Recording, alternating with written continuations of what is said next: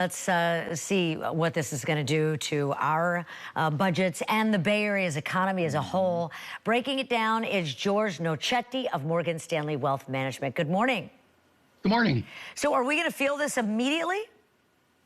Well, the administration just ripped the Band-Aid off, and the stock market is bleeding right now. Yeah. And generally, this happens when things are very disruptive. So probably what we're going to see are 5 things happen. Okay. First is higher consumer prices, but that won't happen right away.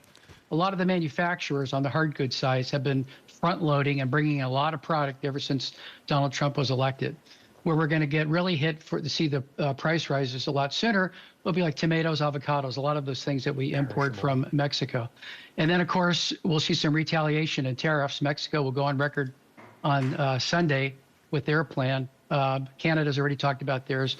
And China's China. We're always at conflict with China.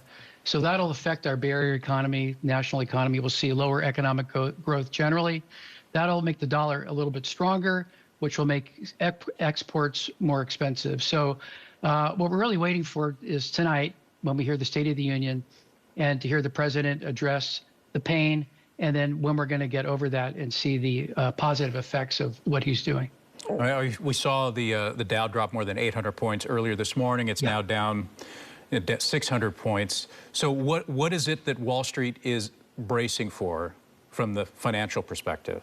Okay, well, the stock market is a forward indicator. It looks out. It doesn't look backwards. It looks forwards. And so it anticipates if these tariffs last more than a day, a week, a month, a year, they really expect to see some negative effects. So, there's certain sectors that are really pulling back. That's the technology and electronics sector, because there'll be higher costs there.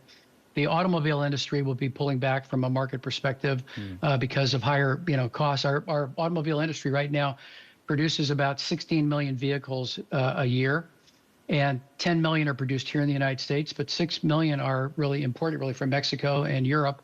And so there could be a tremendous hit there. And the agriculture area, where the farmers can be hurt also. So the market will kind of diversify out of that and move into other areas that aren't affected as much by tariffs. Okay, so now let's not think markets, and I just want to think like, I'm just a regular person that needs to buy stuff, and that stuff could be food or it could be other things for my kids and that kind of thing. Maybe this will all just be a big threat, it'll work itself out, and then I'll never notice it, because was it Target? What did he say? So Target said we should expect to pay higher prices in the coming days. That's fast. But like other ones, I wonder if they're just going to kind of wait and see. What do you think? Oh, no, it's gonna happen relatively soon, especially from our perspective, just regular people going to the market to buy things. Within a month or so, maybe 2 months, we should start to see the prices really start to rise until there's some negotiation on these particular tariffs. I mean, already consumer confidence, University of Michigan Consumer Confidence Survey, we're down about 10%. That's unusual in an economy that's been pretty strong.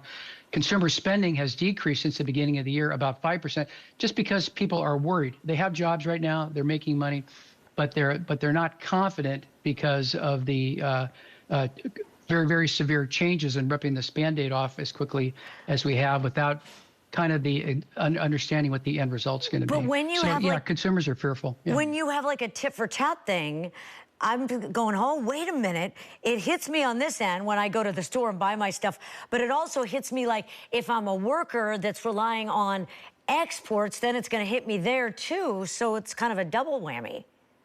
Yeah, exactly. I wouldn't overreact to it because these things will move out, kind of slowly. I mean, some you'll see immediately, but others you'll see later on. But it really does impact, for example, Mexico. I mean, 40% of their gross domestic product relies on selling into the United States.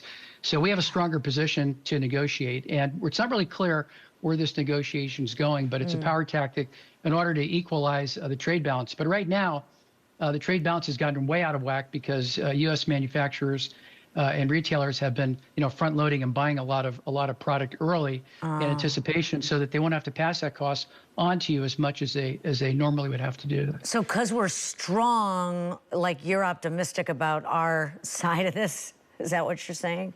Well, I'm saying our economy's been pretty strong, and now all of a sudden we're in this tariff war. We're strong enough to withstand it. I mean, we withstood COVID back a few years ago when the economy stopped on a dime. Right. We were strong enough to handle the banking collapse in 2008 and the dot-com bust in 2000. These things happen. There's always headwinds in our economy, and we tend to overcome it. This one, we're not really clear because the messaging isn't clear, and it's not really statistically based. So at Morgan Stanley, we're trying to make sense out of it by really, looking at a lot of the indicators. But we're really recommending that consumers invest more in the U.S. because it'll be more of a U.S. Projection from this administration. Consider, adding some commodities, tips that are inflation related, real estate, businesses that have less international exposure, and add to your fixed income. So there's kind of a sector change you'd have to kind of look at also. I like the free tips. Yeah. I like the investment tips from a bigwig, We got little funds. George Nocete. Well, those are treasuries, but I like your joke. That's Absolutely. George, thank you so much joining us this morning, helping us understand what the ripple effects of this